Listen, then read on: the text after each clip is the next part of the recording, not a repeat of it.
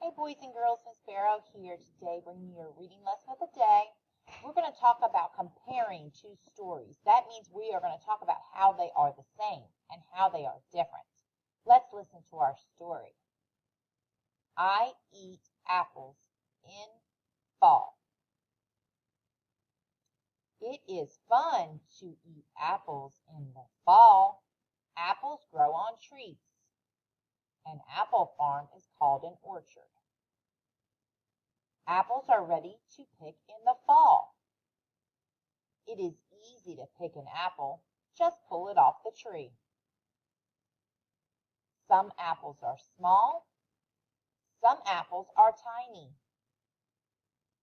Some apples are big. Apples can be red. Apples can be yellow. Apples can be green. The inside of an apple is white. Apple seeds are brown. Apples are round.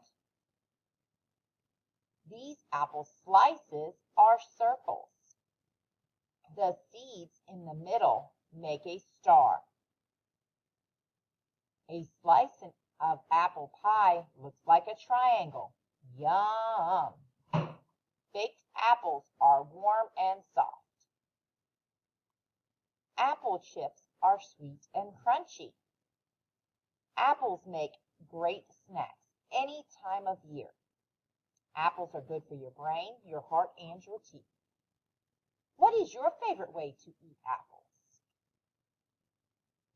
Well, I just read for you a story about apples in the fall. You read a story earlier this week called, here it is, called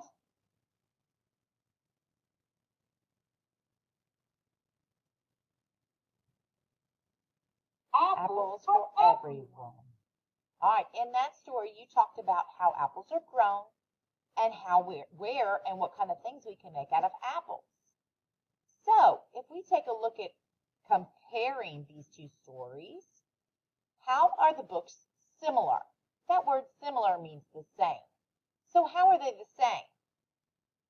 Well, they both talked about apples.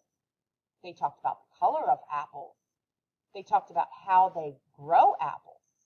And it also talked about the different types of foods that we could make with apples.